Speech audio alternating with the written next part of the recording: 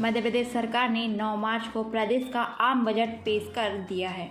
Budget को लेकर कोई नया टैक्स नहीं लगाए जाने से व्यापारी वर्ग संतुष्ट है। वहीं महंगाई और बेरोजगारी को लेकर बजट में कुछ खास शामिल नहीं किए जाने से महिलाएं और युवा वर्ग हतोत्साहित है।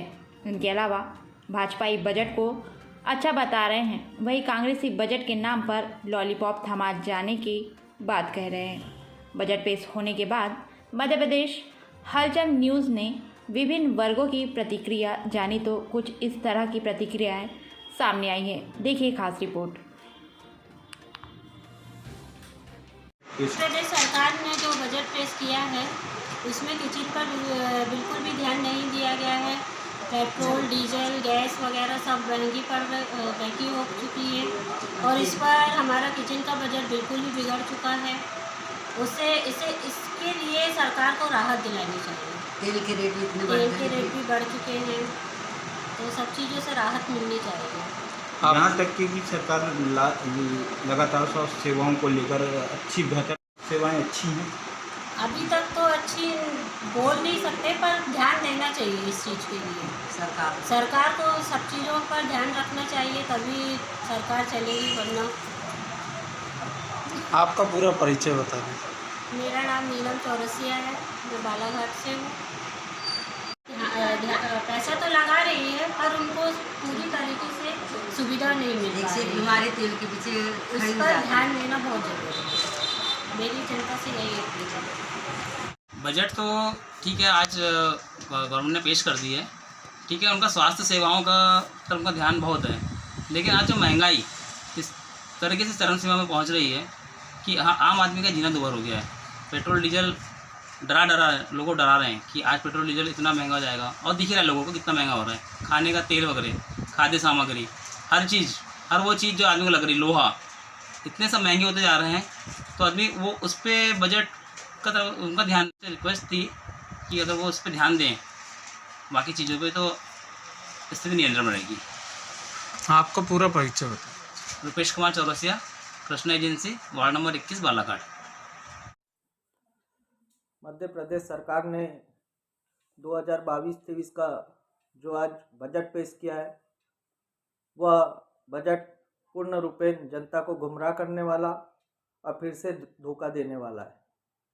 बजट में कागजी आंकड़े बनाना और प्रावधान बनाना बहुत सरल है, पर इसका जमीनी धरातल पे क्रियान्वयन करना बहुत कठिन है। सरकार से मैं पूछना चाहता हूँ कि सरकार सबसे पहले ये बता दे कि कितने नौजवानों को इस बजट से रोजगार मिलेगा। आज हम देख रहे हैं कि किसानों की क्या स्थिति है, मध्य प्रदेश के छात्रों की क्या स्थिति है, छात्रावासों की क्या स्थिति है।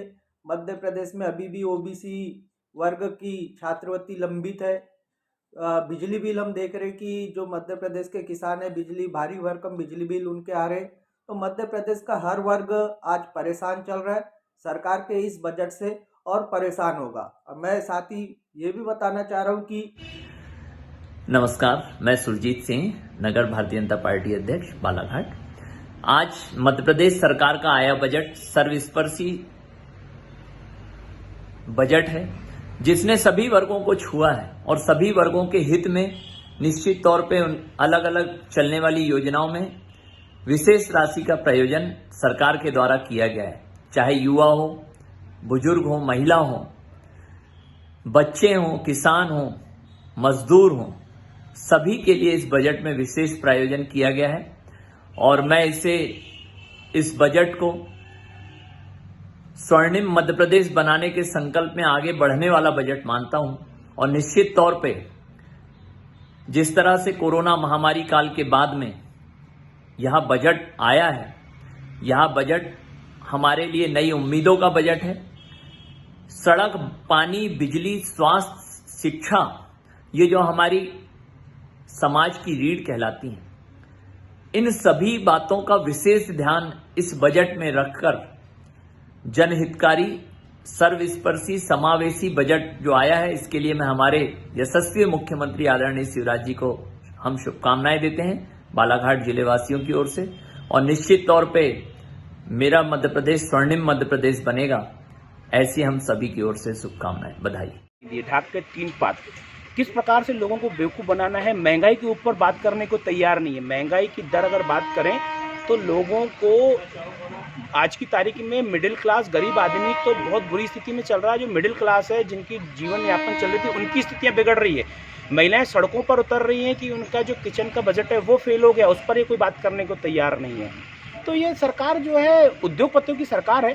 उद्योगपतियों को किस प्रकार से फायदा, उद्योगपतियों में भी कुछ ऐसे उद्योगपति जो इनके टच में हैं, चाहे वो अडानी हो, अंबानी हो, इन लोगों को ये लोग फायदा पहुंचाना चाह रहे हैं, जबकि छोटे छोटे उद्योगों को खत्म करने की इनने पूरी कुल मिलाकर जैसी उम्मीद की जताई जा रही थी बजट, उसके निश्चित तौर पर हम लोग तो निश्चित तौर पर तैयार थे। हमारा बिल्कुल माइंड सेट था कि ये सरकार कुछ करने वाली नहीं है, हमेशा की तरह लॉलीपॉप देगी। कुल बालाघाट के ओवरब्रिज के लिए 50 करोड़ रुपए दिए, वो भी कब देंगे, कितने साल से बोलते आ रहे हैं लोग, इनका कोई माई बाप नहीं है। तो यह जो गवर्नमेंट है ये बेवकूफ़ बनाने की बातें करती है। झूठ बोलो, जोर के बोलो, बार बार बोलो, इस तर्ज पर। जी, आपका परिचय? श्याम पंजानी, शहर कांग्रेस अध्यक्ष बालाघाट।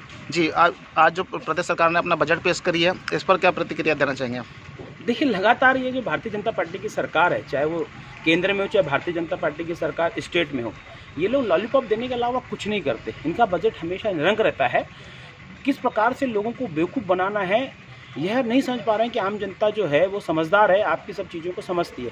आज जिस प्रकार से बजट दिया गया तो रोजगार के क्षेत्र में इन्होंने जीरो कर दिया। बालाघाट के अंदर बड़ी बड़ी बातें करने वाले, शक्कर का कारखाना हो तो रोजगार बढ़ेगा, यहाँ उसके लिए कुछ 1 रुपये देने की ज़रूरत नहीं, ना ही यहाँ पर कोई फंडिंग हुई है।